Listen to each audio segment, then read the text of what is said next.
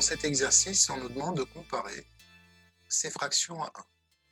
On va commencer par la première fraction, 7 huitièmes. Est-ce que 7 huitièmes est plus petite ou plus grande que 1? Est-ce qu'elle est supérieure ou inférieure à 1? Eh bien, on commence d'abord par regarder le numérateur. 7, on va le comparer au dénominateur. Donc, on voit que 7 est inférieur à 8. 7 est plus petit que 8. Donc, la fraction 7 huitièmes est inférieure à 1. Si on passe à la fraction 9 quarts, donc 9 quarts, 9 est supérieur à 4, donc le numérateur est plus grand que le dénominateur, donc on a forcément 9 quarts est supérieur à 1. Donc si je respecte la consigne, la première, on doit l'entourer en vert, 9 quarts, on doit l'entourer en rouge, puisqu'elle est plus grande que 1. 12 cinquièmes, on continue, donc 12 est plus grand que 5, donc 12 cinquièmes est supérieur à 1. 634 628e, donc 634 628e. 634 est plus grand que 628, donc 634 628e est supérieur à 1. 9 dixièmes, alors 9 est inférieur à 10, donc 9 dixièmes est inférieur à 1. 18 huitièmes, donc 18 est plus grand que 8, donc la fraction 18 huitièmes est plus grande que 1, supérieure à 1. On continue. 182 est inférieur à 196. Par conséquent, la fraction 182 196e est plus petite que 1. Donc dès que le numérateur est plus petit que le dénominateur, j'obtiens une fraction inférieure à l'unité. Et enfin, 4 23e sera forcément inférieur à 1, car 4 est inférieur à 23. Donc, en vert, celles qui sont inférieures à 1, inférieure à 1, et celle-là aussi est inférieure à 1. Et en rouge, donc 12 cinquièmes, c'est une fraction supérieure à 1, 634e, 628e, et aussi 18 huitièmes. Voilà pour la première partie. Dans cette question, on nous demande de recopier puis entourer les nombres inférieurs à 2, en expliquant la démarche. Je vais commencer par la fraction 64 21e. Alors, quand est-ce que cette fraction est égale à 2? Alors, cette fraction est égale à 2 dans le cas où le numérateur doit être égal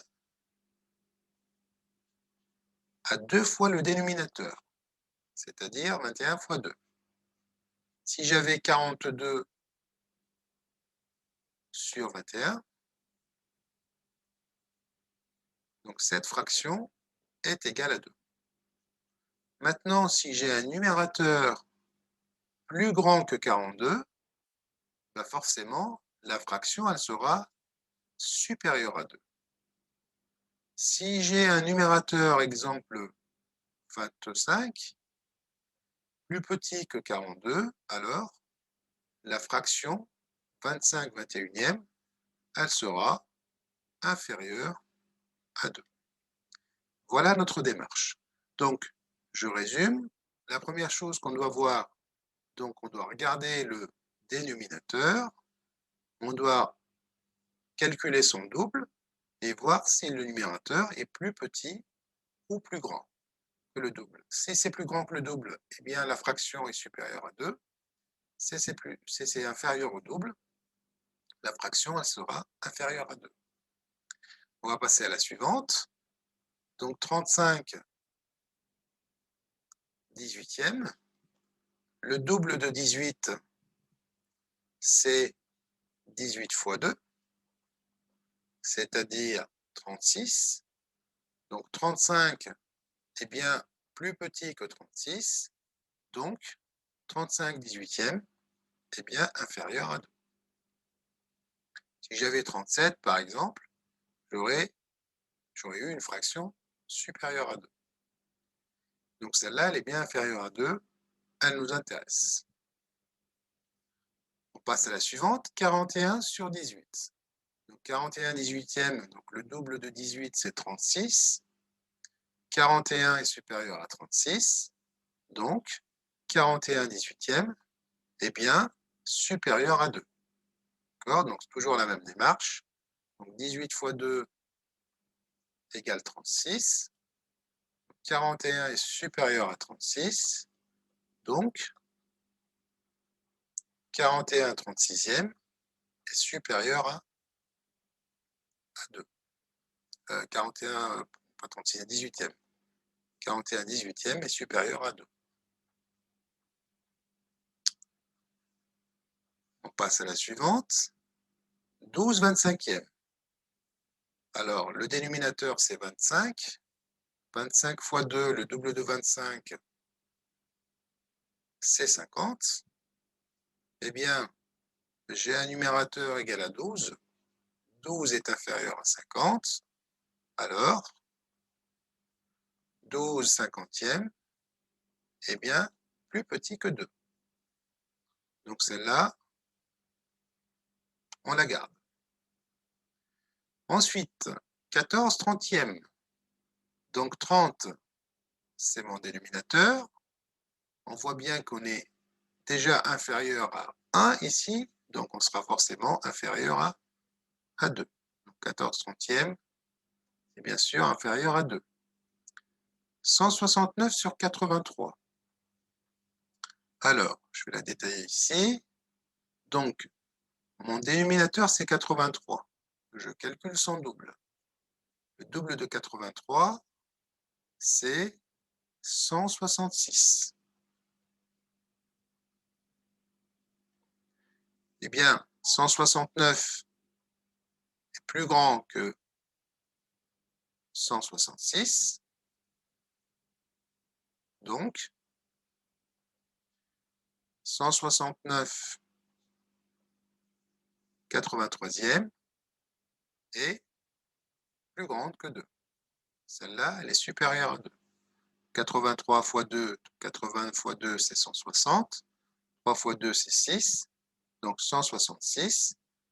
Le numérateur est plus grand que le double du dénominateur. Donc j'ai une fraction supérieure à 2. 1 demi, ici, c'est pas la peine d'aller chercher loin. On sait qu'un demi est déjà inférieur à 1. Donc si c'est inférieur à 1, c'est aussi inférieur à 2. Donc celle-là est aussi une des fractions qu'on entoure. 12 25e, c'est pareil. Donc un numérateur inférieur au dénominateur. Donc ici, j'ai déjà une fraction inférieure à 1. Si elle est inférieure à 1, elle sera aussi inférieure à 2. D'accord? Donc comme celle-là aussi qu'on aurait pu enlever directement, 12 25e. Donc je résume la méthode. Donc ici, il fallait d'abord regarder celles qui étaient inférieures à 1. Donc si elles sont inférieures à 1, bien sûr qu'elles sont aussi inférieures à 2. Et celles qui étaient supérieures à 1, comme celle-là par exemple, il fallait ensuite regarder si le numérateur était plus grand que le double du dénominateur. 35 est supérieur à 2 fois 18, qui est égal à 36. Donc j'ai une fraction qui est supérieure à 2.